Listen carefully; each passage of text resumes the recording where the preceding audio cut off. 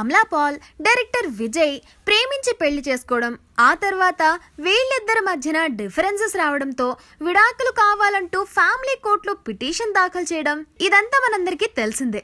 అమలా పాల్ విజయ్తో సన్నిహితంగా ఉండే కొంతమంది సినీ ప్రముఖులిద్దరికీ నచ్చ చెప్పే ప్రయత్నం చేసినప్పటికీ ఫలించలేదు. అయితే ప్రేమించి పెళ్లి చేసుకున్న అమలా పాల్, విజయ్ ఎందుకు విడాకులు తీసుకుంటున్నారు అనే విషయం పైన మనకి క్లారిటీ లేదు. కానీ చెన్నై మీడియాలో మాత్రం ఒక వార్త బాగా ప్రచారంలో ఉంది. అదేంటంటే అమలా పాల్ కు ఒక యంగ్ ప్రొడ్యూసర్తో పెళ్లికి ముందు నుంచి అఫైర్ ఉంది. ఆ అఫైర్ పెళ్లి తర్వాత కూడా కంటిన్యూ అవుతుంది. ఈ మధ్యకాలంలో ఆ నిర్మాతతో అమలా పాల్ రాత్రంతా గడిపింది.